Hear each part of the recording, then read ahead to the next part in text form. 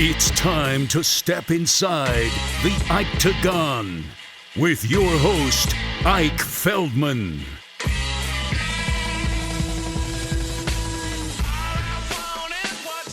What's up, fight fans? Hope you guys are doing well. Hope you guys are living life, being humble, working hard, like my next in-studio guest.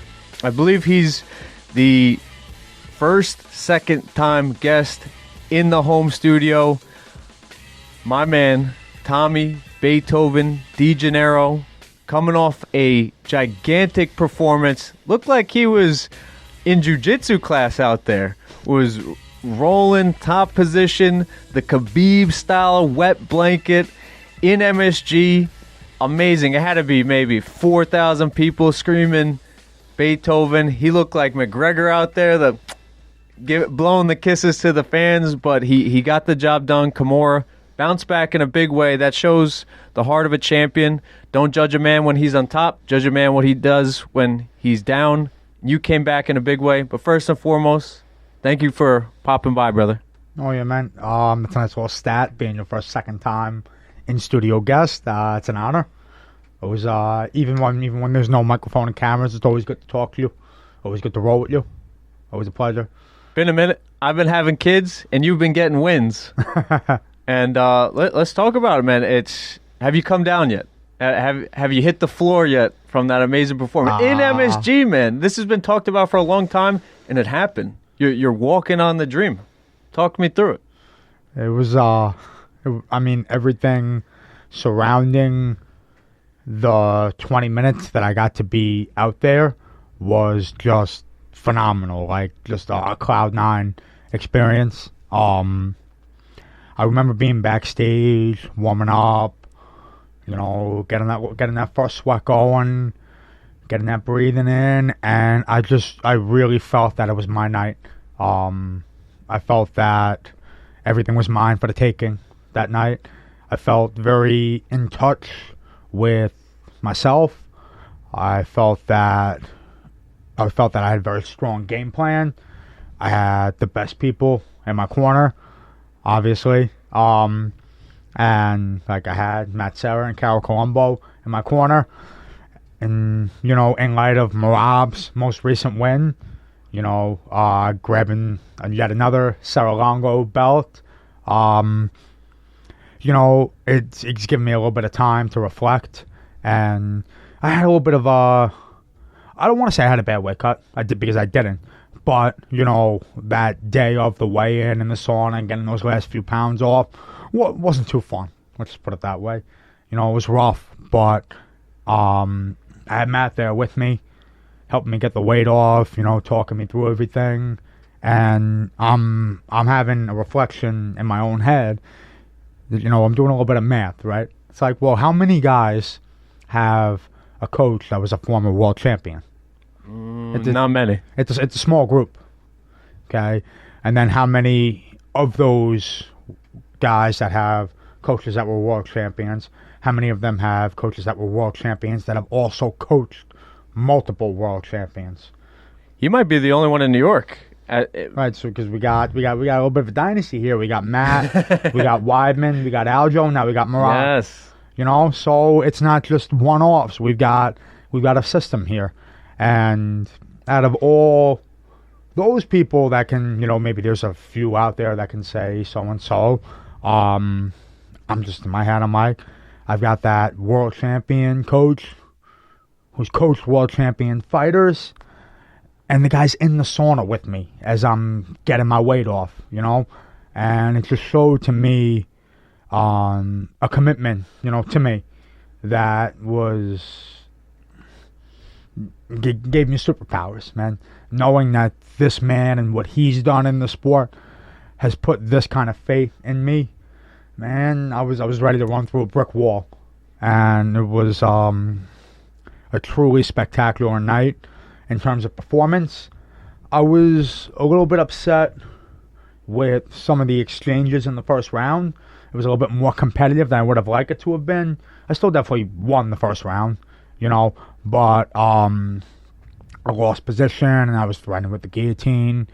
Again, was not a position wasn't an unfamiliar position from day one. Everybody's been trying to wring my neck.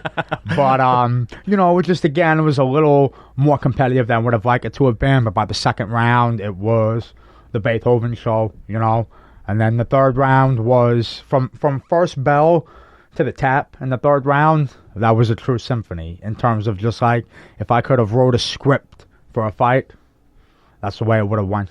Yeah. Cage time, amazing performance, getting the finish, that's literally checks off all the boxes. Yes. I want to know the 4 emotions, because I was studying you. I was staring at you. The first emotion, when your arms are on the rope. Have you watched the fight back? I have. I've watched it plenty of times. When your arms are through the rope, emotion 1, what were you feeling? What were you thinking? Just that stay calm, stay cool, and follow the game plan. And as I stepped into the ring, and I remember that moment being here, and I'm just trying to really just bask in it, because you wanna savor these moments, right?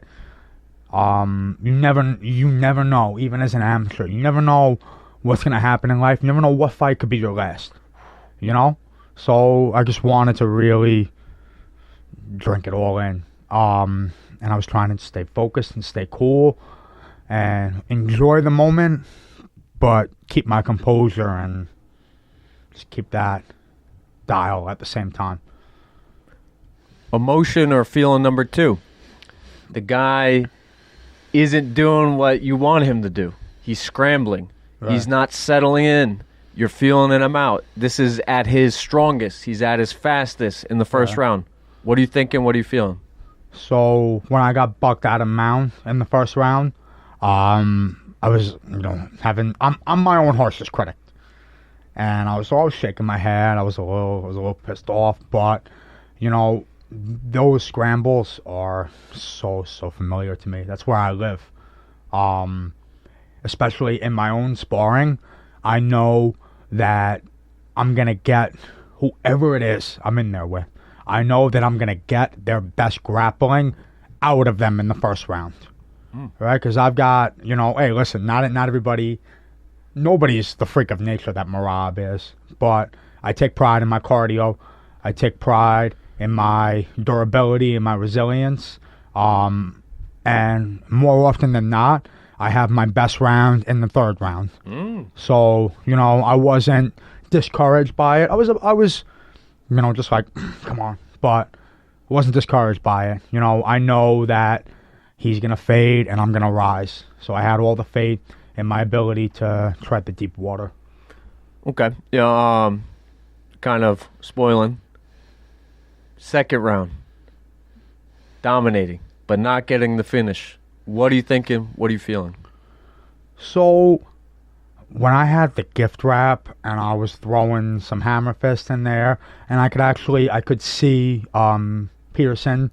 I could see him going, fight back. All right. Yeah. Well, I could see him saying, fight back, motioning my opponent to, show him something. And he made, a big twist in the other direction. So I had to, give up I lost the wrist there. I slid into the S mount. I stayed on top. I was cool. In my head, I knew that he wasn't going to quit. Right? Because that was the approach that I took into the fight. I wanted to break him. I wanted to break his spirit. I wanted to make him quit. I wanted to make him, show me the choke. You know what I'm saying? That kind of, right? There's a difference between catching someone in the choke, and there's a difference between, all right, I'm done with this. Put the rear naked choke. Wow. I love that. I never thought about that. Yeah, no, I think more often than not in MMA, when you see a rear naked choke, do you really see someone get caught, or you see someone look for a way out of the fight? Like the Adesanya, Drexus Duplessis, that was fast. That was fast. That was a very entertaining fight. Yes, very entertaining fight. So was yours. Third round. Yeah. Couple adjustments. You painted the brush. Yes. Talk to me through that. Where you're like, this son of a bitch is not. This is my moment. This son of a. Let me get it. Yeah. Talk to me through it. So, I remember as the second round ended, right, at this point, I'm like, yeah, this is my night. I know. I know now. I feel him fading. I feel myself rising. And I stand up after the second round, and I see, like, my family, my friends, my academy, see them going crazy. I point to them. I make my way back to the corner. Matt's like, hey, we still got work to do here. Gives me the adjustments, tells me, like, he gives me my instructions, and I remember, I'm like, all right, I'm gonna, again, I wanted to break him. I see him on the stool, and again, he's having a little bit of a hard time now on the stool. I'm bouncing. I'm like, I'm running a marathon in place in that corner. I was like, I couldn't wait for the third round to start, So, again, as the fight built, I just grew more and more confident. Each round, Matt gave me the adjustments, and he's got one of the greatest minds for this sport. I really believe so, in terms of, like, obviously his own experiences and how long he's been around it, but him being, also having his role with Unfiltered and looking for a fight, and as a coach, like, he's really got a great mind for the sport. We'll be in the gym, and he'll be talking about a certain position. He'll be like, and he'll just off the top of his head, go and watch that fight, or go and watch this fight. Wow. I have so much faith in what he has to say, and he also, I can't really hear what he's saying in the middle of the round. There isn't, it's very rare that there's a situation where he calls something out mid-round and I hear it and make the adjustment. So in between rounds, like, that's my time to just be a sponge for 60 seconds, hear what's said, and then go out there and do it again. So first round, great communication, great adjustments. Second round, great communications, great adjustments. But the difference with between the second round and the third one was I could not wait for the third round to start. And then I go out there and I just do my thing. Yeah. You did your thing. It's beautiful. Beethoven _the_grappler. That's correct? It. That's Let's it. go. Warriors Garden. Shout outs to Dr. G, the fight doctor, Nicholas Girberte. That's right. I'm learning the name, not just calling him Dr. G. Nick is doing great thing. He's living the life. Hopefully he wants to do boxing. I'm like, you got to do it, brother. Yes. I go, yes. You got one life. You gotta just jump in there one time. Let's do it. The fight doctor is the man. Warriors Garden. The garden is growing. Man, I see you as like an Italian Dagestani. You got that swarming. Hey, Dagestani. You got that. That's good. You got that swarming top pressure. That's good. Dude, Yes. heavy on top. Like your opponent, Aaron Powell, like words can't even describe that amount of pressure that guy was feeling. Like, have you ever picked up spackle buckets? Of course, yeah. Dude, you're like a piece of plywood and 8 spackle buckets on top of him. By the third round, you were draining him. And I love the way you described it. You want to break his will. Some people just say it. It's a cool saying. You mean it. Like, Yes. you got that look in your eye. Man. Can I just interrupt one yeah, second yeah, there, man? I've been on the receiving end of it, man. Especially in my wrestling experience, I've given up before. I've gotten into those deep scrambles and just been like, I can't do this. I can't beat this guy. I'm working as hard as I can, and I'm not, and I'm just surviving. I'm not advancing, and then you just give up and you just let whatever happens.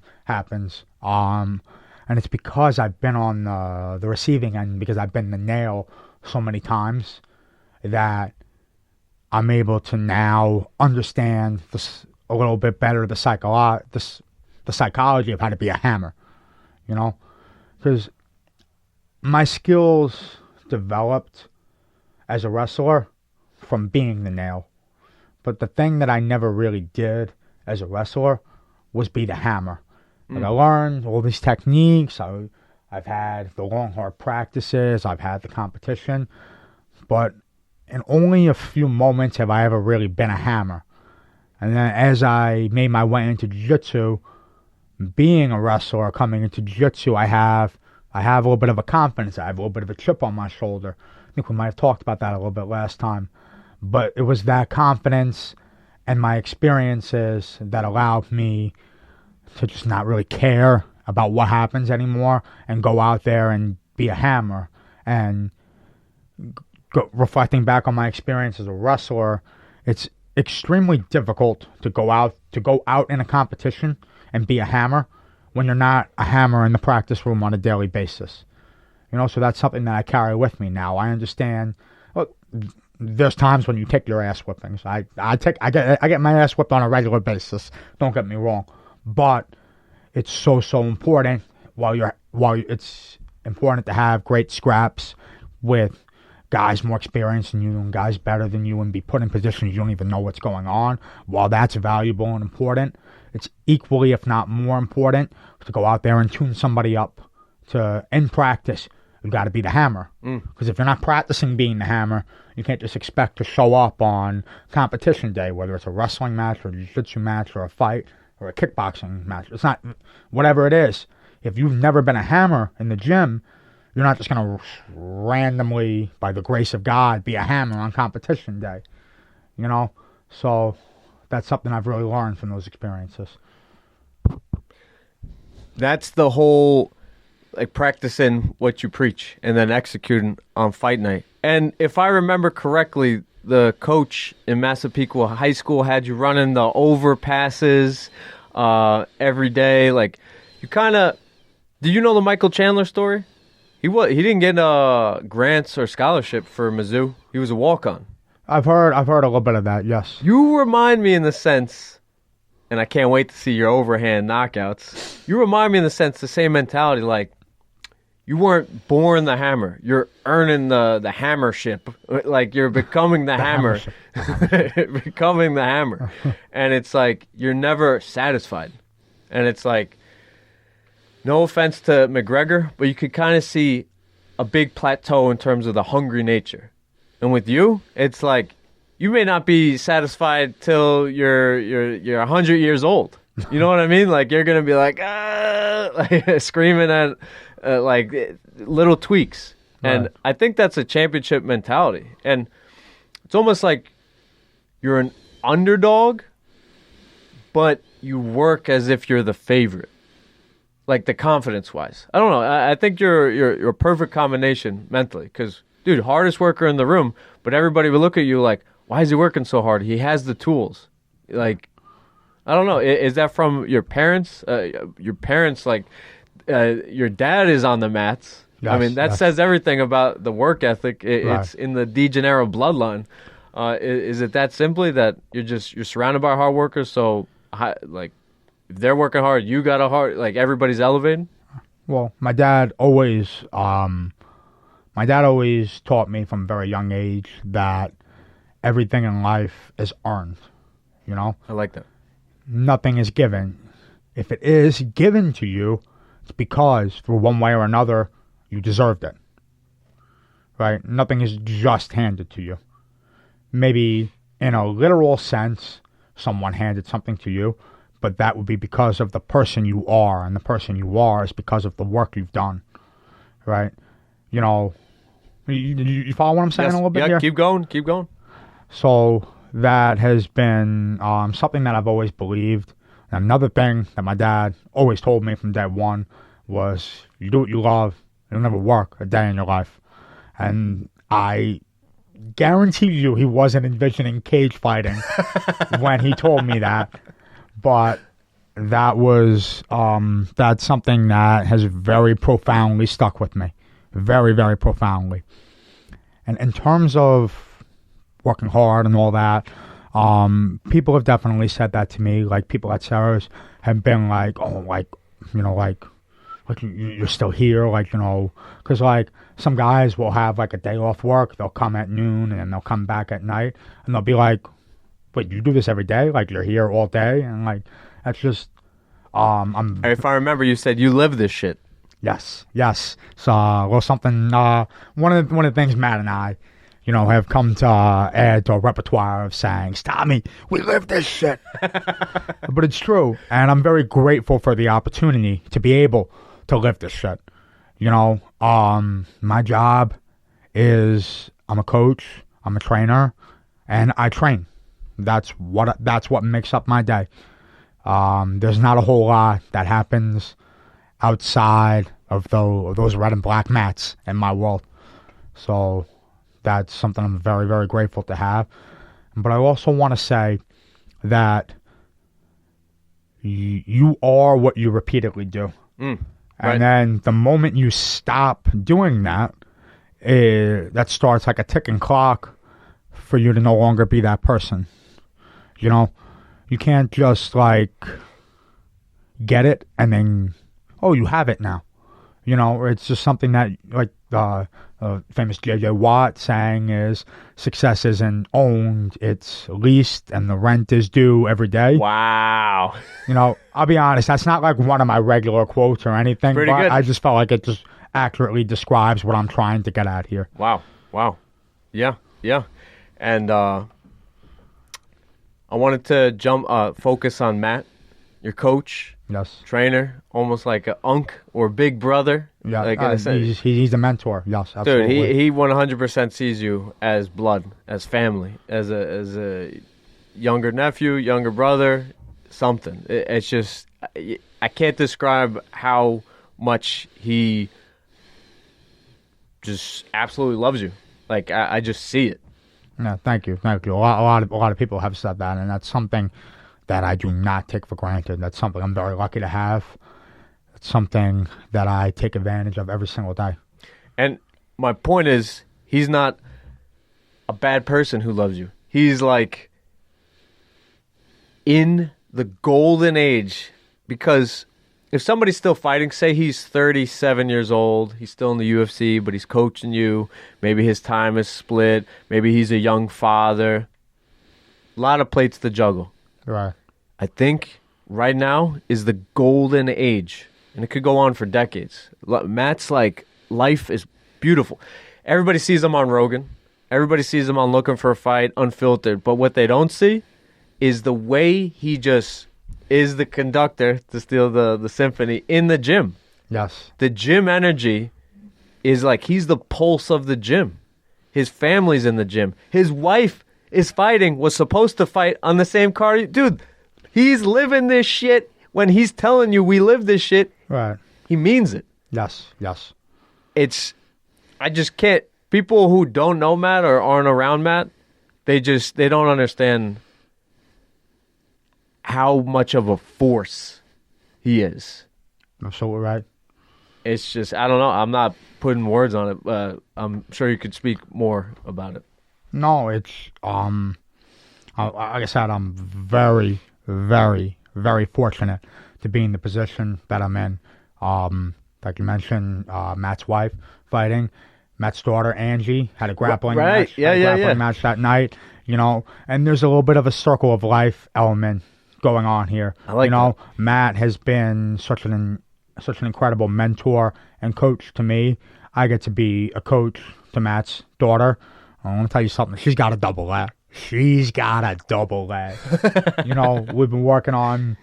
That was one of the first opportunities I ever had to fully be on the mats, was teaching the kids program at Sarah's, training Matt's daughter in wrestling. She's a beast. She's a sponge. She absorbs everything I say, and there's like quite literally just a rite of passage there between how Matt helps me and I help Angie. And ironically enough, sometimes I come into the gym on Sundays during open mat. My dad's already there, and Matt's showing him things in the cage. I'm like, where was my invitation to this party? So it really is very tight-knit family environment we have going on there. I really believe that I actually vividly remember when I was still early on in my time into Sarah BJJ Academy, Matt would be like, Matt would like introduce me to somebody, or I'd be like in a conversation with Matt and somebody else, and Matt would just say to the other guy, like, that kid's got a good energy, man. The kid's got a good energy. Another one of Matt's sayings is, water seeks its own level. Wow. So people are going to end up where they're supposed to be.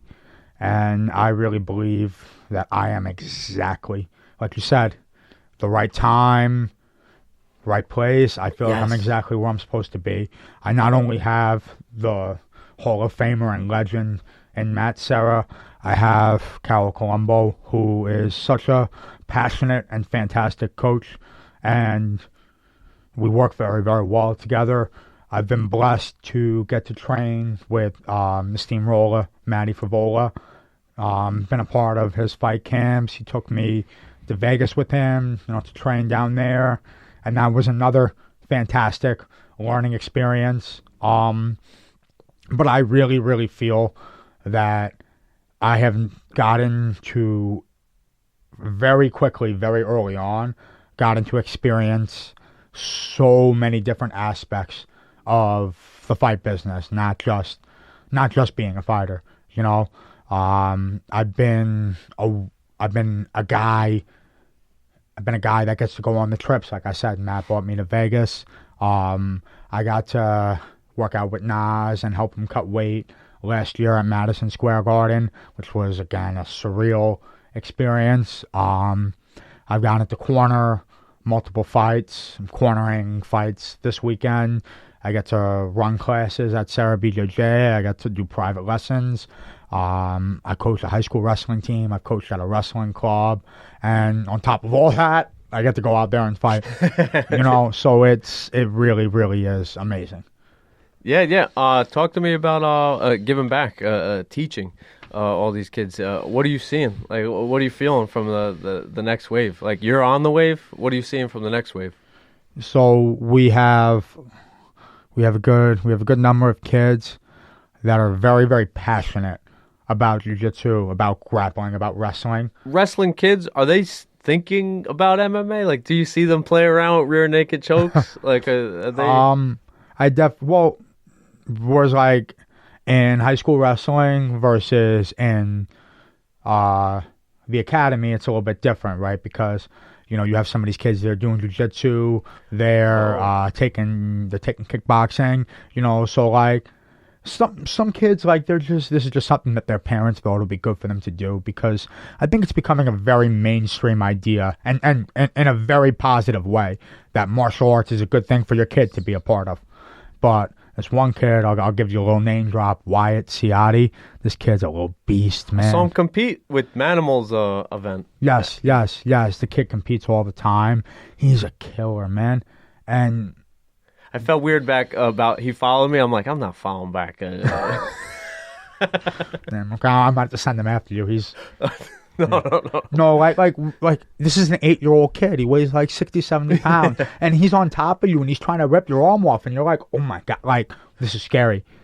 But the reason I bring him up is not only does he have such a crazy work ethic and a crazy passion for fighting and jiu-jitsu and kickboxing and wrestling, but the amazing thing about his journey is that no one made him do this. You know what I mean? Like, he didn't have like a father or a cousin or an uncle who was a fighter or anything. He just, at a very young age, liked it and decided it's what he wanted to do and became very, very passionate about it. And seeing that passion inspires me to be better. Same thing with wrestling, right? I remember having so many regrets from my high school wrestling career, having regrets about what I should have, could have, would have done, having regrets about not realizing what opportunities were in front of me. And I try so hard to, grab somebody and shake them and be like, this is happening right in front of you, and then you better fucking be careful you don't miss it, Because I remember just that time going by like that and being like, shit, where did that go? So I try to remind kids of that as often as I can. But I do love getting to be a teacher, a coach, Like I said, if you do what you love, you never work a day in your life. I can't tell you a time in recent memory where I got up and said I have to go to work. I mean, I train hard. I push my body physically. Sometimes I do things that are like, oh, but there's never a time where it's like, shit, I have to go do this now. You know? There's an image that I think you posted, like, talking about this, like, where they said, living the dream. The post, right, in the construction site? Yes. And you had the reflector vest, the boots. Right. And you're talking about, like, every night you come home with beer and living the dream. But you can honestly say now, yes, you are living the dream. That image and that caption, even though I'm messing it up, stays with me. Right.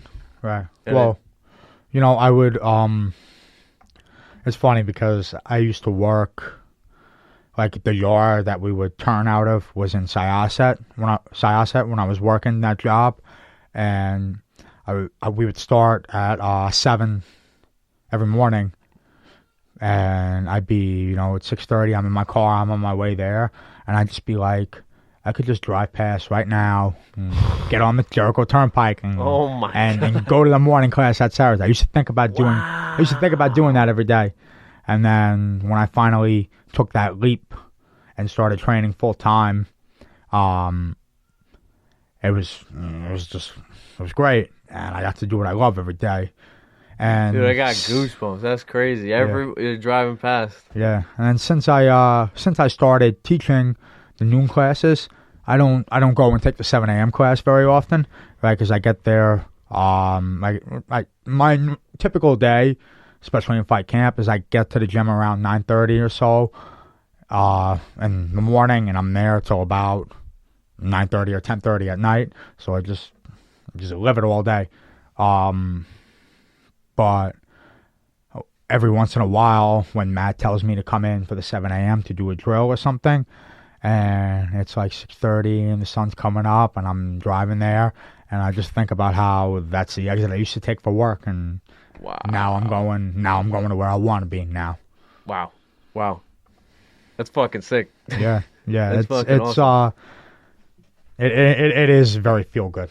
I was literally a couple weeks ago, like, in next to parking lots, a year difference. I was in the building carrying, like, sheetrock, buckets of crap, covered in paint, and then a year later, I'm setting up a podcast for this company in an office, and I'm like, holy shit! I used to, like, show up late, not want to stay, right? And now it's like, I want to, like, make sure. Yes. You can't speak highly enough about following what you're passionate about. Right, absolutely. It's like 1,000%. I wanted to ask, you mentioned you're there almost 12 hours every day, which is amazing. What has been some of the great stories you've seen with the hobbyist?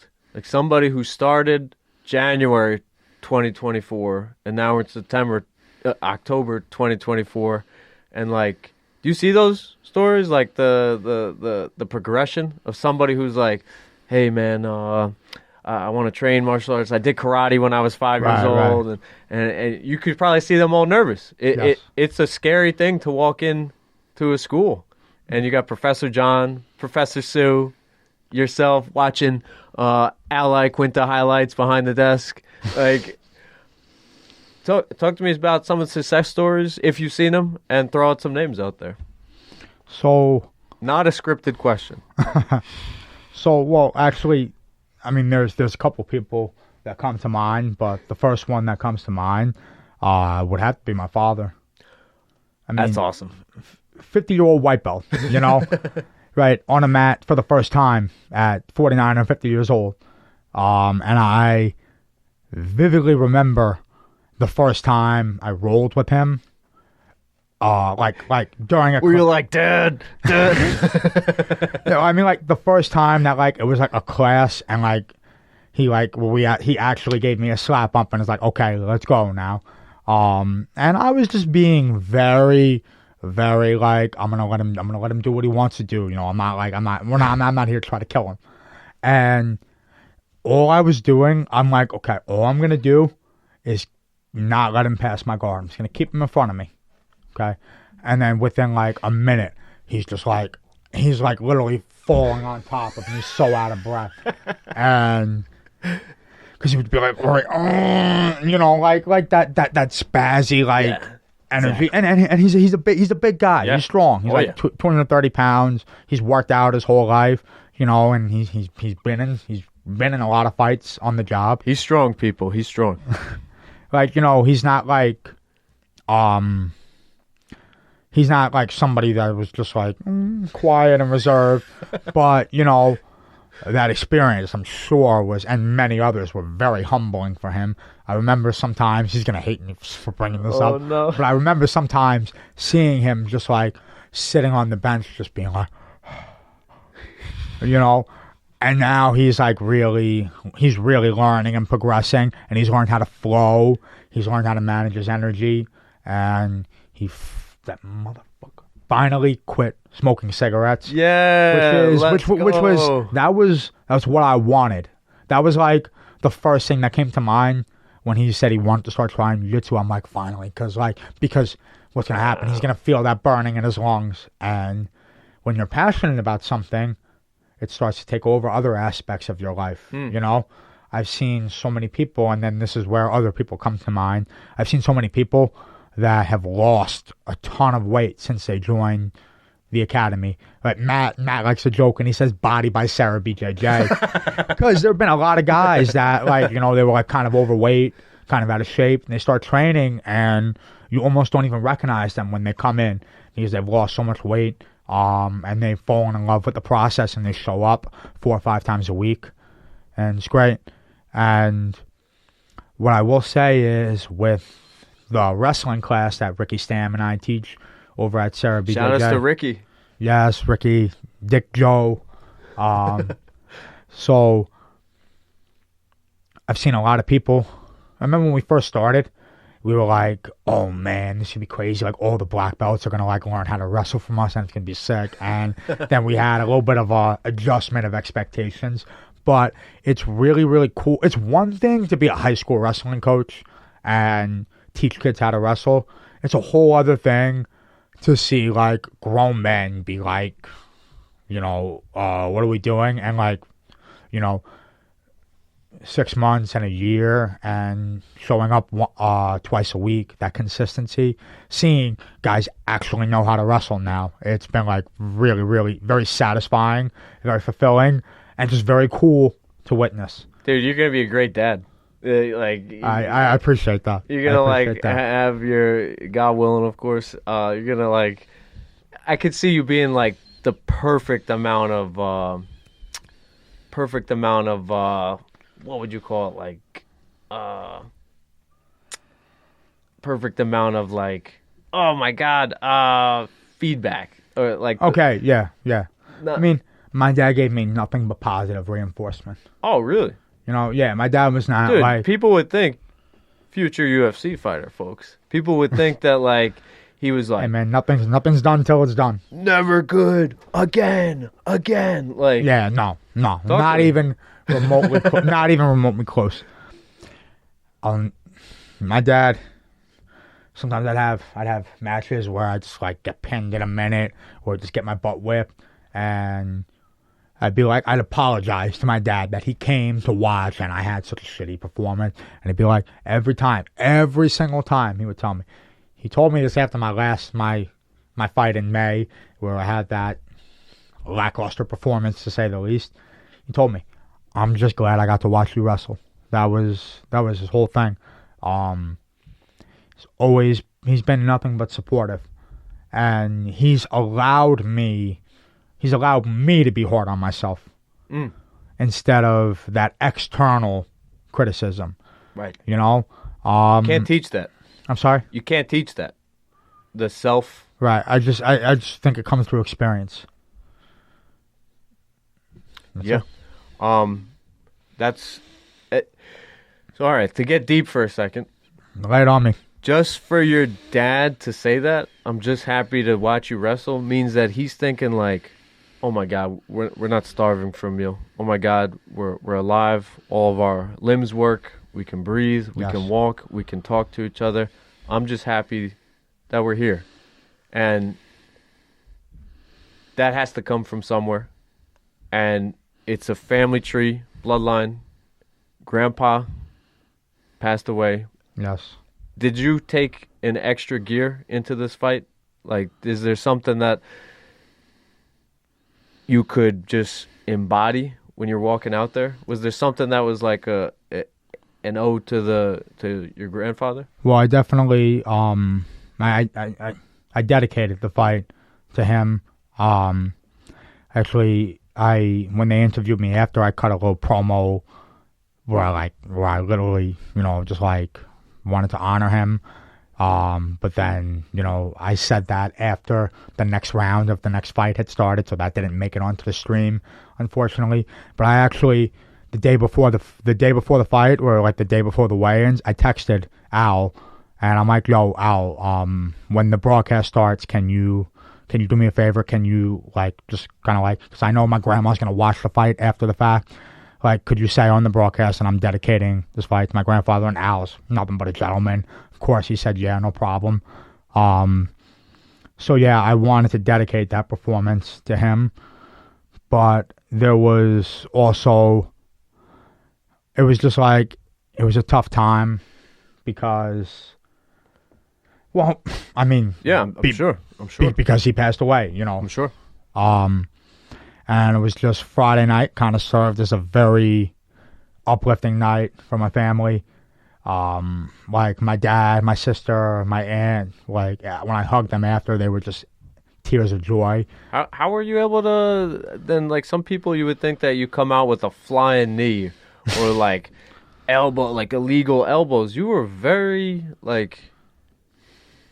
it felt like it was just magical. I don't know. Dude, you felt it was a very in tune, grounded, calm, composed performance. Was your grandfather calm and cool and easy to talk to? My grandfather was nuts. That's what he was. Well, you're nuts for fighting and MSG. Yeah, no, he was he was the kind of guy you only had to meet once. And you'll never forget him? Yeah, exactly. Amazing. Exactly. So you gotta have a little bit of that, because you're, at the end of the day, dude, you're gonna be fighting half naked in front of 20,000 people. Yeah. No, he was he was very, he loved his grandkids more than life itself, and awesome. He was a very passionate guy. He was he didn't care. He didn't care if he was the butt of the joke. He just wanted to make people laugh and smile. He was a showman, if you will. And so to be able to go out there and fight in the wake of his death and to put on a performance, even though obviously I wasn't cracking jokes, I was cracking skulls. Woo. But to be able to have a performance, it almost felt like a little bit of a passing of the torch, if you will. He was just such a great man, and he was nuts, and he was kooky, and he loved to make people smile, and I'm gonna miss him. But when I heard the news, I heard that he passed away on Tuesday. Okay, I waited on Thursday, so a Tuesday night I get home, I find out from my dad, and I'm hungry and I'm cranky and I'm miserable, and I kind of can't believe it just really caught me off guard, and then right away the very next words out of my dad's mouth were, "Nothing changes, you do what you need to do, and we'll take care of what we have to take care of after the fight," so I just had to stay locked in, had to stay focused, and that's exactly what I did. And we had his wake on Saturday, and it was kind of, in a funny way, I was hearing from everybody that I said hello to, congratulations, and I'm sorry for your loss. Oh my. Like, just like talk about a double-edged sword. Oh my God. But like it put that this is my night, the energy's here, like I just felt right. So quick follow-up, and I appreciate you for talking about something. No, not at all. Not at all. So I can't come here to talk. How can you honor his legacy moving forward? I'm just going to continue to be the best version of myself. And that's, since I started fighting, that's like the philosophy that I've undertaken, Just, it's kind of why I started fighting. I wanted to be the best version of myself that I can be. And not just in the cage, right? I'm sorry? And not just on fight night. Everything. Oh, no. Because people might hear that, they're like... No, I mean, it's one thing to be the best athlete and be the best competitor, best fighter I can be. But when I say the best version of myself, I mean, I fight a couple of times. I fight, if I have a busy schedule, I'll fight 4 or 5 times a year. What do you do the other 360 days of the year? That's what counts. So, my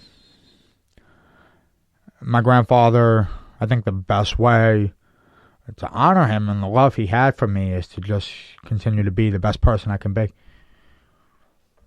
Awesome. Let's switch gears. Yeah, man. Been a fat boy lately? I haven't yet. That's on the list. What? That's on the list. Listen, man, I've been eating everything inside. Okay, that's what I'm talking about. Yeah, no, you've earned it. We got to get back there. Yeah. Are you scientific? Are you ever going to be scientific? Did you see anything in Vegas about like caloric intake or measuring output versus input, like how much you eat, how much are you ever going to be that type? Heart rate, like are you ever going to be that super? Or are you a touch and feel guy? You talking about weight management and like nutritionist, like lifestyle, like if somebody's like, hey, you're working too hard, take off a day, and you're like, no, I feel fine. No, I mean, like when I'm in camp, I wear the heart rate monitor. I wear it while I'm training. I make. So you're open to it? I'm sorry. You're open to the science approach?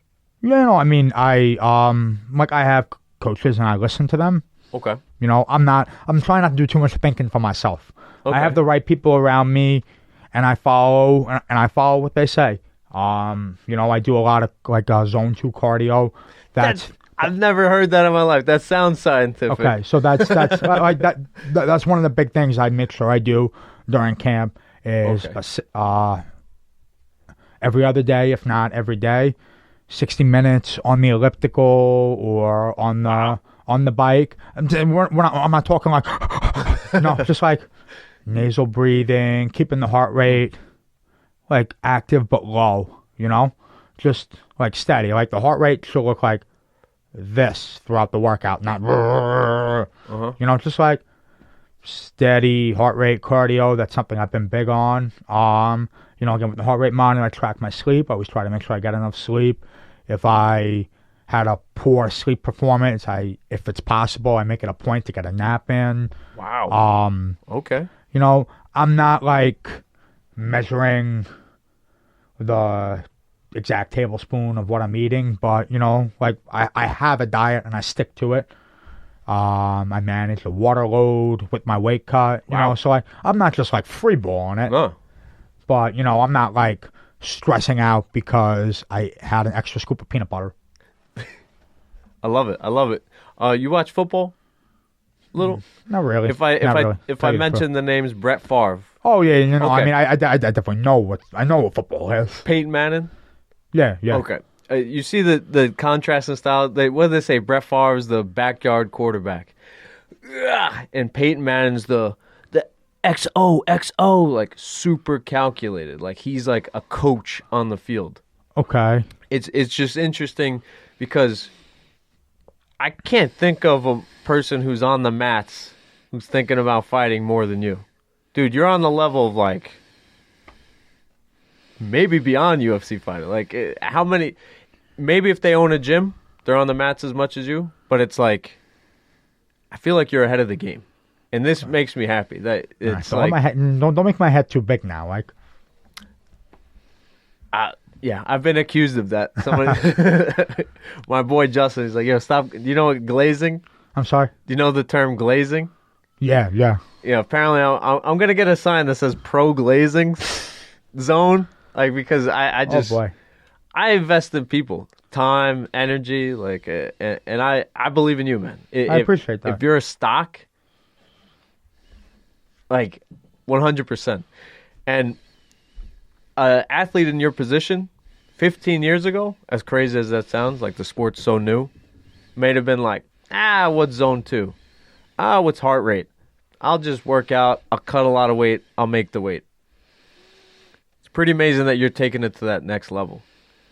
You're preparing yourself for the next level. But how do you stay focused as an amateur and not get too ahead of yourself thinking about pro, thinking about UFC? You said it before, you're like, hold on, wait, I'm not the UFC guy yet. Yeah. Is that a mantra? Is that something you remind yourself?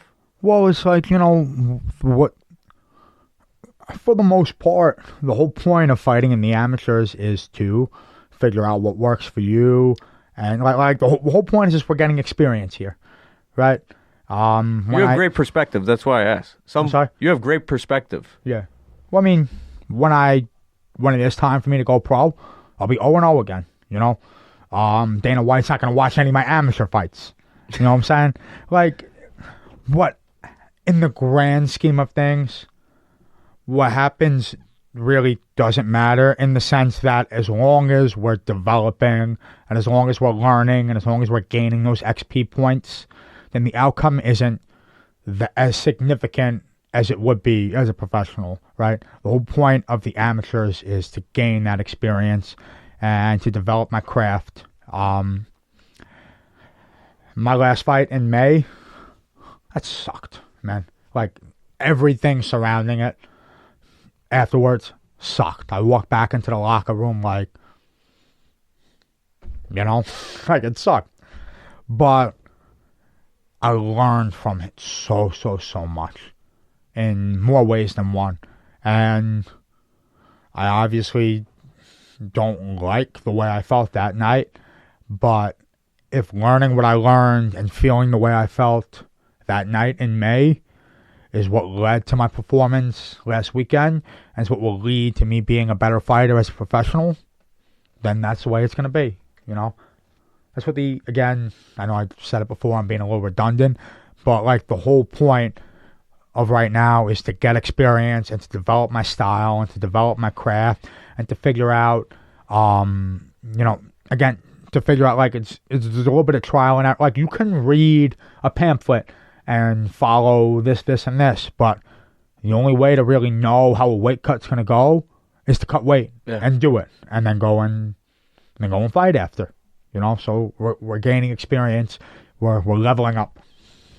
Do you believe you're going to knock somebody out? I'm sorry? Do you believe you're not going to knock somebody out on the feet? I'll throw another Matt Serra quote at you. You're going to knock somebody out accidentally. Look, man, I know what my strengths are. I'm durable. I'm resilient. I don't take no for an answer. I'm going to come at you. I'm gonna sniff your crotch. I'm going to grab your leg. I'm going to clinch. I'm going to lock up. I'm going to push you against the fence. And if it doesn't work, I'm going to do it again. And if it doesn't work, I'm going to do it again. If it doesn't work, I'm going to do it again. And I can put some things out there, but in that May fight, I was like, I want to show off my skills, my kickboxing. I've gotten so much better at this. I want to show people I've developed that. And then that's the way that went, because that's not my fight. Like, those skills are developing, and those skills will continue to develop. But my strength is my wrestling and I'm Beethoven the grappler, I'm not trying to hide the fact that I'm going to take people down. I'm not going to catch someone off guard with it. I'm coming. I'm coming, and you're not going to be able to stop it. That's the way that I fight. And then, again, as time goes on, we'll develop those hands, we'll develop those kicks and those knees and those elbows and all that other fancy stuff. My point is, I hope you didn't hear it, but I'm sure after May, everybody's a guru. Everybody's telling you the strategy that you should change. But if you believe you can, Because I'm sure Tyron Woodley was told, don't stand up. I'm sure Michael Chandler was told, don't stand up. Khabib Nurmagomedov, father's plan. Right. Javier Mendez hated when Khabib was striking on the feet. But I believe if you want to, you can develop those high-level punch skills. Because, dude, you can sling. I've felt it. Like, so don't let anybody tell you what you can't do. Right. No, I'm developing. I'm not neglecting those skills. But obviously you're an amazing wrestler. Yeah. Well, but, it's very, very important. And you see this happen to a lot of guys. They start to fall in love with their hands, right? And then they take their wrestling skills for granted. Yes, great. You have guys that were wrestlers, and you have guys that are wrestlers. There are guys that were wrestlers, and then now they hit the mitts every day, and they wrestle once a week. Bilal Muhammad has no formal wrestling, but yet he's a better MMA wrestler. Exactly. Same thing about Merab, technically. Yeah. I mean, he's got his Sambo background, but I don't think anybody, if you just made a blanket statement that a combat Sambo guy would pick a 2-time Olympic champion up, a wrestling champion up over his shoulder and slam him down like a sack of potatoes. But that's the way the sport works. The sport's crazy. And using Merab as an example, I don't know anyone that wrestles harder and wrestles more than Merab does in training. I've had rounds, and again, we have, like, what happens in the training room stays in the training room. But the point is that, and we all know this from watching Merab fight, Merab doesn't fade 1 second. From the minute the timer goes off to the end of the 5-minute round, Merab does not fade 1 second, no matter how many times he takes you down or you take him down, or we scramble this way, or there's a leg lock, or there's a mount, or he does not stop. And seeing him have the performance that he had against Sean O'Malley, man, that gave me real fire in terms of, like, and again, everybody likes to hate on Bilal Muhammad, but watching him dump Leon Edwards on his head, like, actually, I had my lifting coach has always told me there's benefits to not being a trailblazer. Okay. You get to you see guys who have gone before you. You see them do it, and now you know it can be done. Right. Okay. You know what I'm saying? Like, specify it a little for me. Okay, so if no one had ever achieved a certain height of a vertical jump before, just to pick something random off the top of my head. Okay, if no one had ever broken a certain height, I don't know what a good height is for an Olympic jumper, just whatever. Okay. But if there was like a mythical number that no one could crack, 100. Yeah, right. There would be guys there's this like. And again, ceiling is a good example for this example, a good word to use for this example because it's literally up above you. But, like, there's now, like, a psychological ceiling.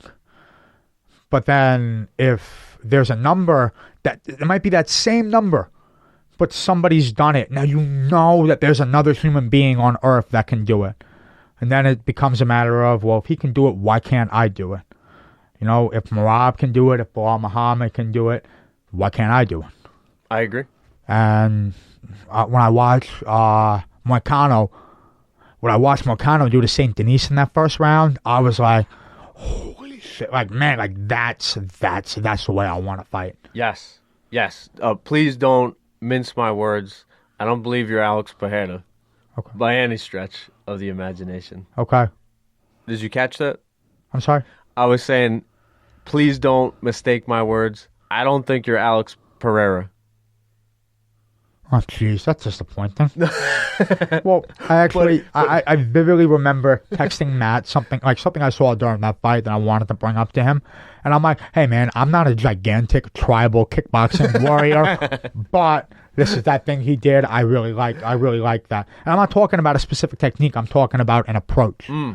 Like the way that when he had Roundtree on his heels, he didn't just rush in there. He was But like, the way that he stalked him and lined up his shots, I was like, oh wow, that was, because a lot of guys, when they get him hurt, they rush in and try to get that finish, and sometimes that's when you get clipped, right? Right. So, but yeah, I'm not Alex Pereira. Okay. Because I don't want to get in trouble with Coach Carroll, Coach Matt. Like, stop convincing him that he's going to knock out somebody. I'm just saying, like, no, I mean, Matt said, I wouldn't be surprised if it accidentally happens. I know I have power in my punches.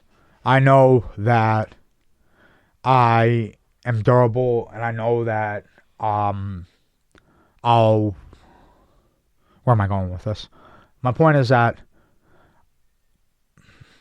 I know what my skills are, and I know that I'm learning and developing. But where I was bringing up guys that wrestle versus guys that used to wrestle is that a lot of times people trade skills, right? You have a decorated wrestler that comes in, and like I said, they're hitting the focus mitts every day, and they're wrestling maybe once a week. That's not me. Like I said, I'm in the gym 12 hours a day. I'm doing everything I can. I'm hitting the bag. I'm hitting the mitts. I'm taking guys down. I'm defending takedowns. I'm working submissions. I'm working ground and pound. I'm getting out of bad positions. I'm putting people in bad positions. I'm doing my cardio. I'm doing my lifting. I'm chopping that bag with those low kicks as much as I freaking hate it. It's like what I want for my future is not only for my hands to develop, but my wrestling and my grappling to continue to develop. Right? I'm not here to be a one-trick pony, but there's a way that I fight, and I don't ever want to get away from the way that I fight. Beautifully said. And it makes me happy when you bring up Moicano. Yes. Dude, like Freddy Krueger out there with those elbows. Yeah, that was, I remember watching that first round and just being like, like one of the few jiu-jitsu guys too. You could see his top pressure. Yes. Through the screen. Yes. And Denis is very good. Denis is very good at making space on bottom. He's good at scrambling. He's good at getting out. He didn't get out. No. I mean, talk about a warrior, man. He won the second round after taking all that damage, and then literally, like, you see him trying to like convince the doctor that he can see. Like talk about a warrior. True. I'd love to see Steamroller get that rematch. That'd be that was, I really believe, like, obviously that head kick has gone a little bit viral, but that was a very competitive fight. Yes. Those guys were really going after each other. It was takedown, and it was sweep, and it was pressure into the fence. Like, those guys both went in there to hurt each other, and they both had great skills. And unfortunately, it didn't go Matty's way, and neither did the Paris card. But Matty's got a lot of heart, and Matty's got great skills. And whatever he chooses to do next in his life, I'll be a fan and I'll be a supporter of it. Yeah, 100%. I believe in Matty, and I put you guys together, even though there's a little difference in generation. Captain qualities. You guys share that. Captain qualities. And Captain will be back, no doubt about it. Very excited for Matt. God bless him and his family, his beautiful baby boy, Cash. Yes. It's very cool. It looks like I gotta go to Paris. Like, it looks like a good time, man. Where, if you could travel and train in the same trip for 1 month, you have zero obligations to anybody, where would you go? Travel and train. That's tough to say, I had an unbelievable experience in Vegas at the PI. The PI is fantastic. I hope you get to experience that one day. It's just such a incredible facility, such an incredible environment. We went down to 10 Planet Las Vegas for some jiu-jitsu, went down to Syndicate MMA, where, Marab and Aljo train while they're in Vegas. It was a fantastic experience. I'm very grateful to Matt, to Matty, to Favola for giving me the opportunity to be a part of that experience. that being said, that's kind of really all the outside traveling experience I have. But I got to tell you, and maybe I'm glazing right now, but Sarah BJJ is my home. Matt Serra, Carol Colombo are my coaches. Like I said, I'm truly in the right place at the right time. That's where the magic happens for me. I don't really know where else I would like to go.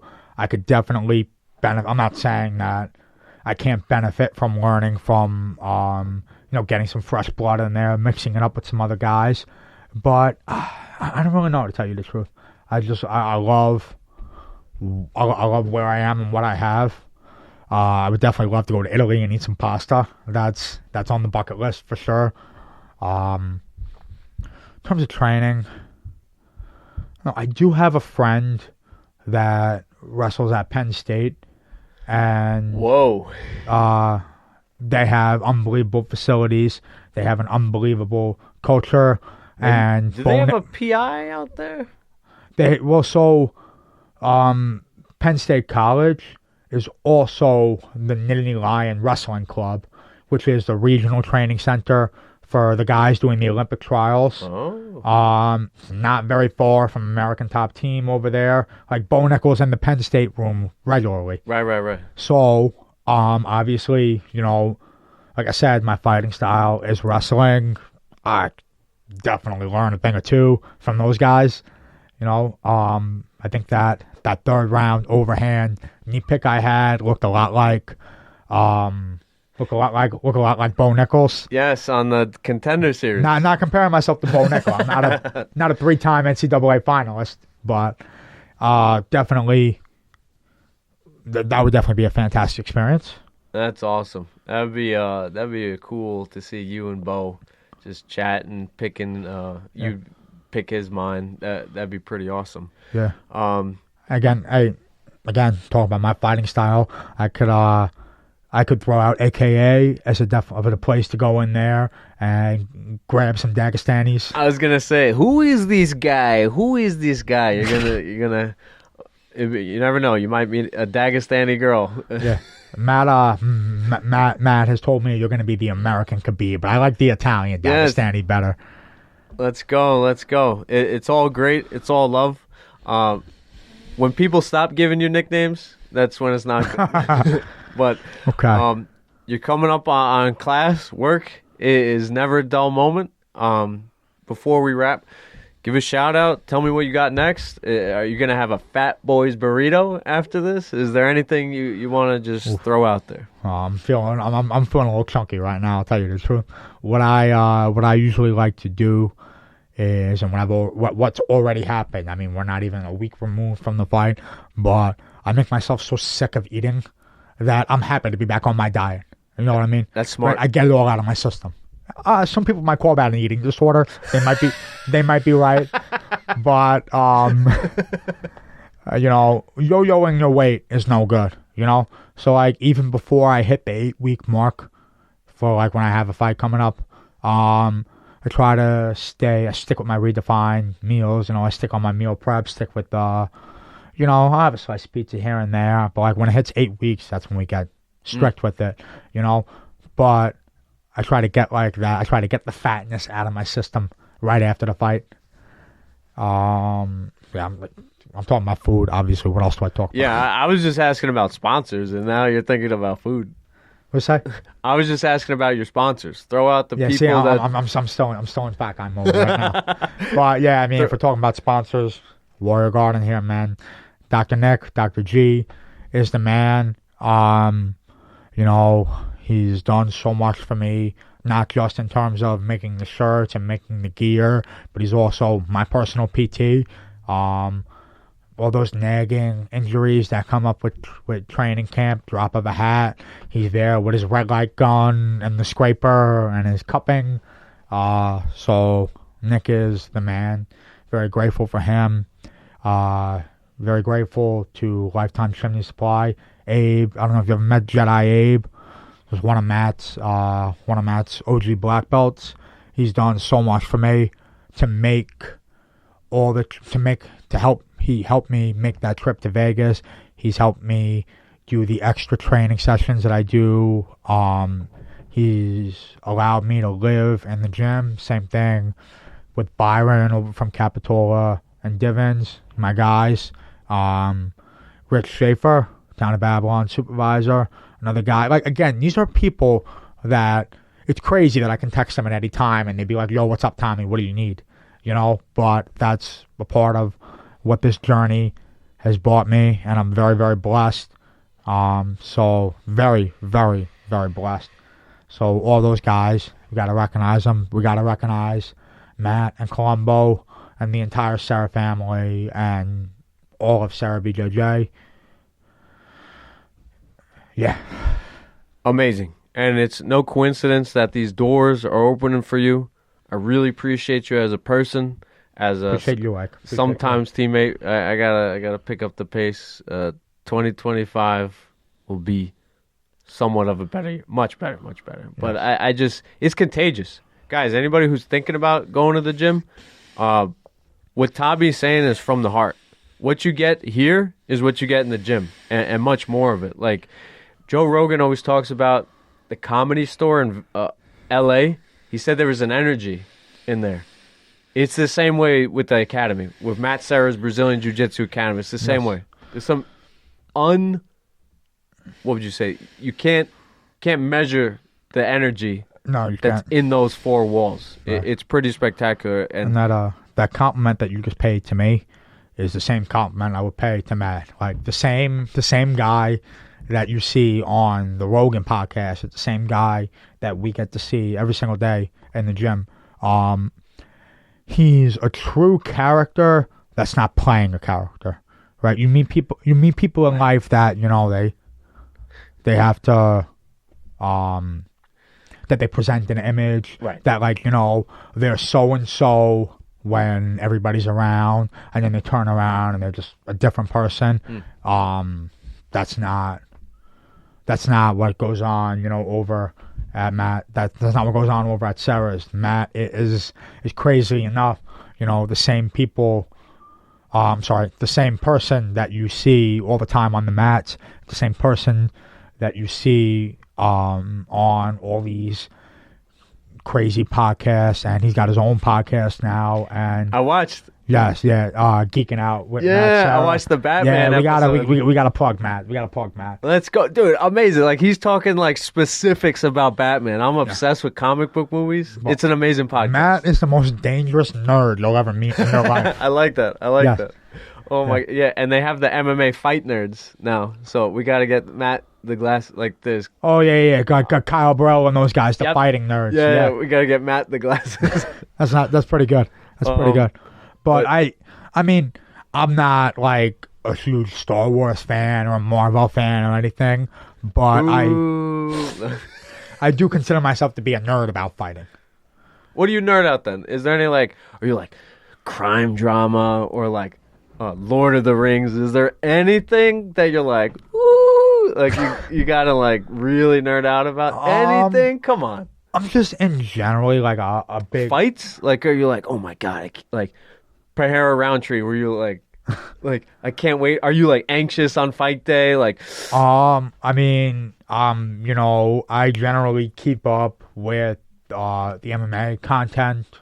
Again, like it's because I'm so passionate about it, because I see a future in this business. I try to learn all aspects of the business, you know. Chael Sonnen's program is always, like, when I eat, I'm watching Chael Sonnen's program, whether it's Good Guy, Bad Guy, or it's his own channel. Conor McGregor. I'm sorry? Chael's always like, Conor McGregor. He's great. And it's like, I tried to make something like him. Like, he has his little studio, and he's great. Anything Chael says is amazing. Like, I just want to hear it. It's to just talk about pure entertainment with that guy. But, again, not like, there isn't like a specific like genre that I would say I get, or it's typical like what do you call it, a series? I get like, you know, crazy about. But like I'm a big Seinfeld fan. I'm Okay. a big Breaking Bad fan. Okay. I'm a big Sopranos fan. Okay. Like those kind of shows. Like I'm just like if something's good, I like it. If okay, then let me suggest. Yeah. This is gonna sound crazy, but my mom, obsessed with The Sopranos, she's watching The Penguin now. The what? The Penguin. Okay, I haven't seen it. Matt actually told me about it. I haven't seen it. Yes, let's go. Please Yeah. watch. What is it exactly? It's his or you know who the character is? He's the guy from Batman. Didn't Danny DeVito play the Penguin in Batman? Yes, but this is cool. This is way cooler. Okay, you're losing me now. You know how more superheroes become more realistic? Like they make them. Okay. This one, he's like a mobster, and you Okay. would never know if you took that out. You would never know it's a comic. Okay, book. so this exists in the Batman universe. Yes. Okay. And my Interesting. mom, who's never watched any superhero thing, Okay. likes it. Okay. Interesting. Okay. Really good. I do like the Batman movies, especially the Dark Knight series. Oh. Everybody loves the Dark Knight series, but man, the Heath Ledger Joker movie that's one of my like top 5 all time movies. That was Matt's number one. Yeah. I mean, that's one of my top 5 all time movies. Yeah, I agree. And The Matrix. Yes, Matrix is in there. Matrix is in there. God! Oh my God! Matrix is in there. Oh my I mean, God. well, I knew I I already loved said it. two. I already said 2, so we might as well round it out. 300.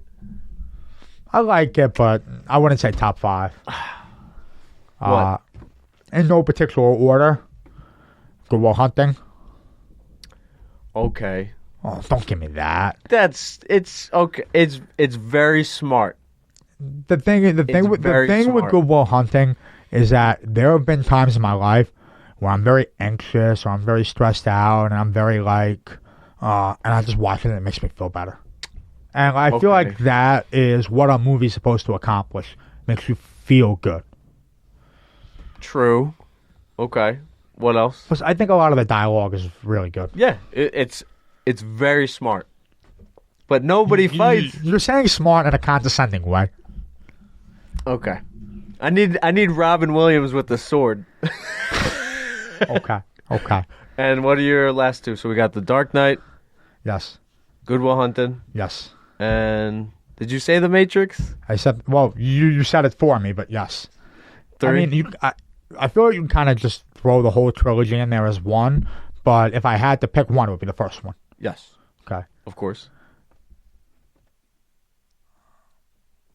I was about to drop a line in it, but then I was goofing on the exact on the. I was gonna say I can only show you the door. You have to walk through it. Okay. That's something that I've like taken into my personal. That's something part of my personal philosophy. Like Yeah. actually with wrestling and with fighting, like you can have a coach tell you all these things, but you have to go and do it, and you have to experience things. Then when it's Halloween in the gym, you better dress like Morpheus. I'm sorry. When you're teaching wrestling Yeah. on Halloween night, it might be a Thursday. Okay. You got to dress up as Morpheus and say, "I can only show you the door." Okay. Blackface is kind of frowned upon this day. Oh no. my God! You're right. White Morpheus. Okay. White Morpheus. It's new. And okay, what else? Okay. I know you got to get Okay. out of here. Don't laugh at me. Here comes the boom. I've never seen it. Good? Are you serious? Like that good? Are you serious? I know Chael's in it. Boss Fruitin's in it. Yeah, exactly. We're having My this- wife told me you got to see it, and I don't want to be disappointed. It's one of those. You like, have a freaking MMA channel, and you've never seen a Kevin James movie about. And like, there's only so many movies about MMA. True. You have to see one of the movies about MMA. I love The Warrior. That's why it's like The what? The Warrior. Also very good. Oh yeah. Okay, so here but comes it's the just boom. I'll see again it. very feel good, very uplifting. But yeah, you have like that.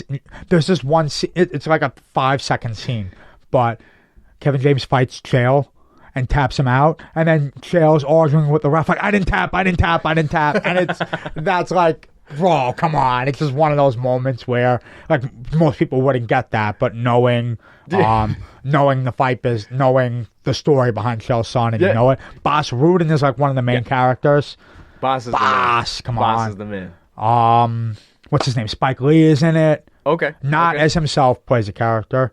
Joe Rogan is in it. Joe Rogan's in it? Joe Rogan's in it as himself. Okay. Yeah, like, it's a great movie, man. All right. I got to look. I'll watch it. That's my homework assignment. Yes, it is. Okay. And then what else? And then to round out, sorry, I'm getting away from the mic here. To round out the top 5, it's kind of tough because I go back and forth a lot, but I would say, again, I want to just, I don't. It's hard. It's hard to pick favorite movie because you start thinking, oh, I like this one too. I like this one, but to round out the top 5. No, it's not going to be not that good of a suggestion, and you're going to hype it up way too much. But yeah, you know what? To round out the top 5, let's say Vision Quest. Oh God, it's one of the only, like, wrestling. I haven't seen that either. One of the only, like, wrestling movies. I know, and he's got his sauna suit on. Isn't he's running. the soundtrack amazing? It's like, great soundtrack. Yeah. Again, don't kill me. Not that please. Great of a movie, but personal anecdotes, the message behind it, and the laughable moments. Which one should I see first? Vision Quest or Here Comes the Boom? Dude, you have an MMA channel. You have to see Here Comes the Boom. Like, this is unacceptable. Okay. Deal. But add Vision Quest to your list, too. Okay, then let me suggest to you a movie. We'll have homework assignments. Go ahead. Have you seen The Fighter? The Fighter? Yeah. Mark Wahlberg? Oh, yeah. Well, the Mickey Ward movie, right? Yes. Yeah, I have seen that. Have you seen Cinderella Man? Yes. Shit. That's all. I've seen, like, all the fighting movies. Creed's? What? Creed? Actually, I haven't seen anything after Rocky Balboa. Watch Creed. Watch Creed? Okay, I'll Creed do that. 1. Creed okay. 1. Yeah. That's it. When I was in, like, middle school, I loved the Rocky movies. I just call myself the Italian Stallion. All right, I like it. We got the Dagestani Italian, or that's good. Italian The Dagestani Italian, and the Italian Stallion. That might pick up. My man, I owe you a fresh pizza pie. I will get it to you very fast, maybe tomorrow. Nah. I owe you. Well, before a fight is assigned, I gotta get it to you. But before we go, yeah, you asked me about what's next. I don't want to speak too out of turn, but Lou is going back to the space in January. I want to be there, and then back at the Garden in June. I want to be there too, man. So that's definitely. Again, I like to stay... Breaking news. I like to stay busy. We don't have dates. We don't have opponents yet. But I know they're doing early 2025 at the space. Summer, late spring, summer, back at the Garden. That's what's on my... Obviously, one fight at a time. We'll talk about the space first. But that's what's on my horizon. Just, again, I like to stay busy. Always developing my craft. And yeah, so... Ring Combat, Lou, Ryan Munkin, the crew, those guys, they're a pleasure to work with. I know they want me to fight for them. I want to fight for them. So, all good in the hood there. Amazing. Shout-outs to Lou Neglia, Ryan Munkin, Ray Longo, Ali Quinta, Felix Levine, I believe is also on the broadcast. Amazing event. Go check it out on Fight.tv, I believe it is, or Triller.tv. It should be up there on the pay-per-view page. But my man's got to go coach and teach future killers, present killers, and just live that martial arts lifestyle. Thank you for carving out time. Time is the most important thing in this world, and thank you for giving me a piece of that. My pleasure. My pleasure. You giving me your time and your brain damage. So... Thank you. Yes, and I'm going to give you a lot more of the second one. Oh, yeah. Or you're going to give me... We're going to exchange. Yes. That's what it is. I forgot. I couldn't even think. I was like, wait a second. Nothing like CTE with your friends. Yeah. My man, Tommy, love you. Appreciate you, brother. Right back at you. Great things, prosperity lined up for you. Guys, hope you enjoyed the episode. I don't know who's coming up next, but Oh, yeah. enjoy this one. Peace.